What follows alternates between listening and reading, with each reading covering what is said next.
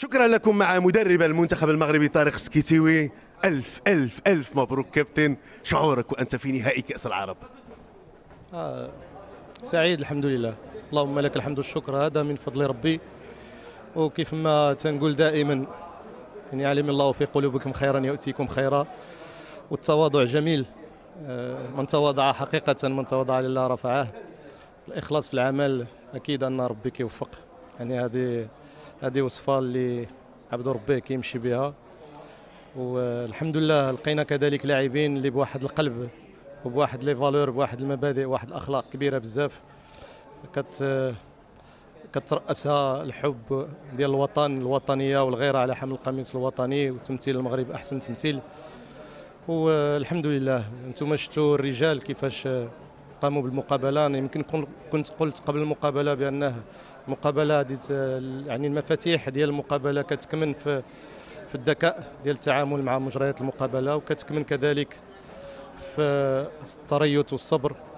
وكنظن باننا الحمد لله في الشوط الاول كان المنتخب يعني جيد كثير، و يعني زيتي تري ديسيبليني، تقيدوا بالتعليمات.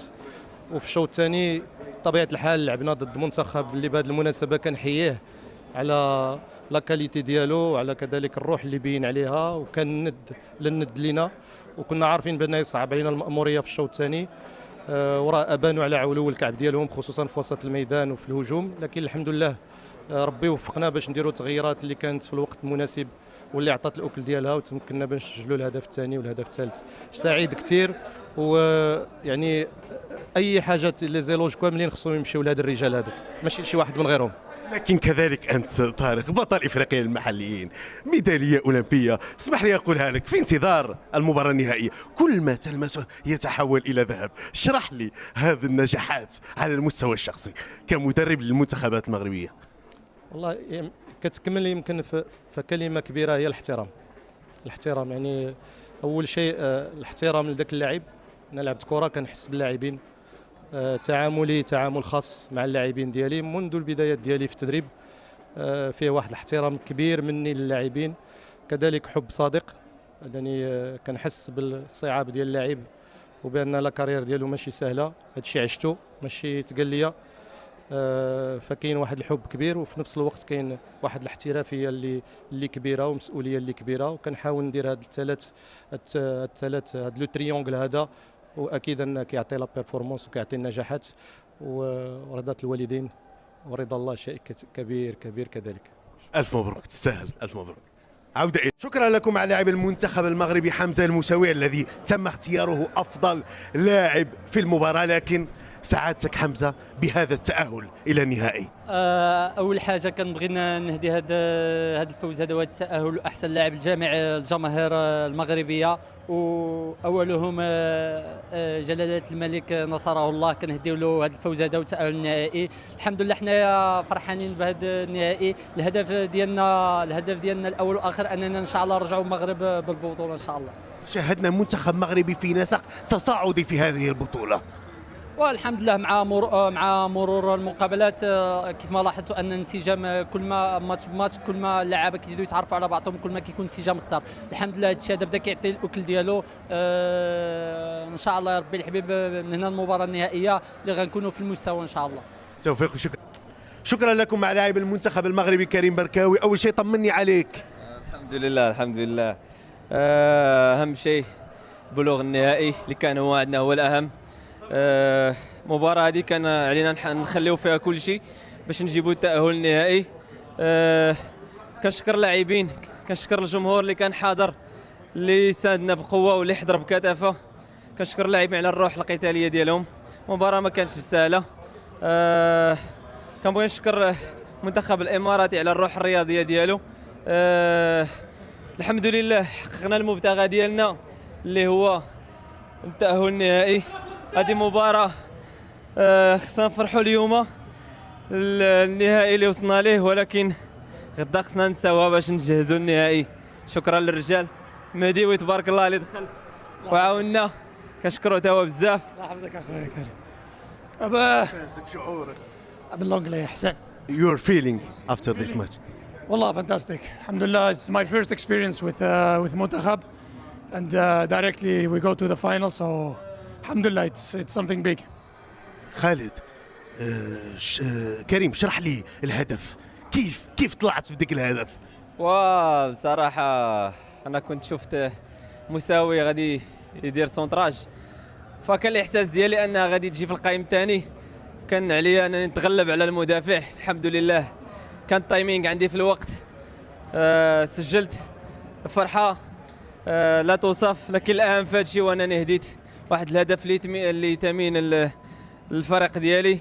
الحمد لله اللي خلانا عطانا واحد الثقة. كنشكر اللاعبين مره اخرى، كنشكر الطاقم التقني، كنشكر الجمهور هذا الكبير اللي كيساندنا، والجمهور اللي في المغرب اللي دائما كيساندنا معنا بالدعوات.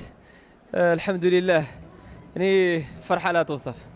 أشرف، very important goal and now all the people need the trophy. Yes, alhamdulillah, it was.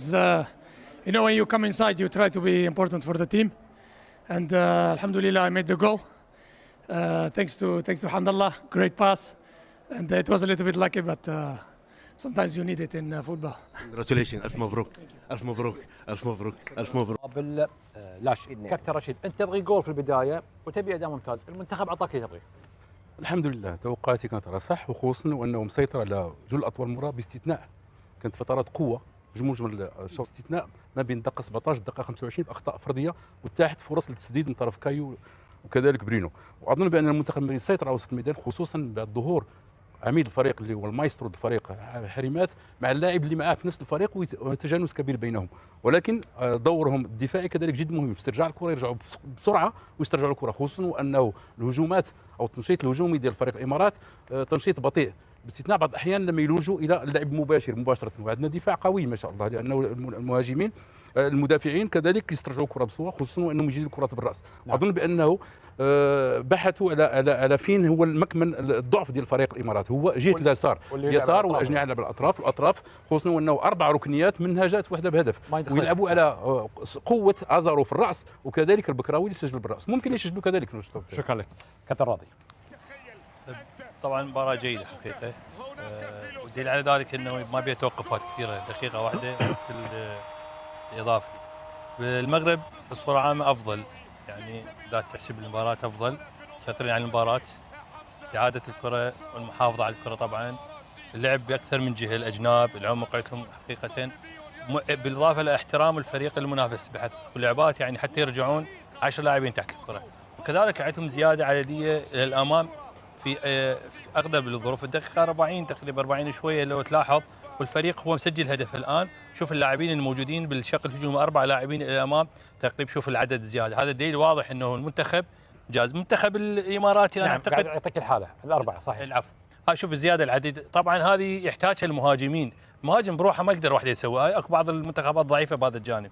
بالنسبة للمنتخب الإماراتي طبعا هو نفس التكتيك، نفس الطريقة يلعبون مع المنتخب المغربي، لكن التطبيق أعتقد الجانب البدني واضح جدا بالنسبة للمنتخب، يلعب بنفس الطريق، بس اكو اخطاء حقيقه في بعض الاحيان في استعاده الكره وفي المحافظه على الكره بصوره او باخرى. طبعا المباراه صعبه على المنتخب الاماراتي، اتمنى طبعا انه يسعفه الجانب البدني حتى الشوط الثاني يكون مستوى اعلى. فهد مسعود، انتم متاخرين 1-0. خالد اللي كنت خايف منه صار، اللي انت خايف انا خالد انا عارف ما بيتقدمون علينا، وخاصه من الكور العرضيه. خالد كنت مخافنا لان المنتخب المغربي هذه قوته، لازم علينا في الشوط الثاني ننتبه من هذه النقطه. وخالد في نقطه مهمه، الشوط الاول في هذه المباريات سيمي فاينل، مباريات خروج المغلوب، لازم تركز في الهجمات. كانت في كوره حق برونو كان لازم يلعب له اياها، يلعبها حق خالد الضنحاني، تأنن فيها وفضل الحل الفردي، وهذه اثرت علينا. في هذه المباريات خالد لازم التركيز، لازم خالد الضنحاني ينتبه، روبن ينتبه من الكور العرضيه، لان عندهم البركاوي، عندهم زعزوحي وحمزه كروساته حلوه، وعندهم ازارو. فاتمنى الشوط الثاني يكون وضعنا افضل مثل ما قال كابتن ان شاء الله.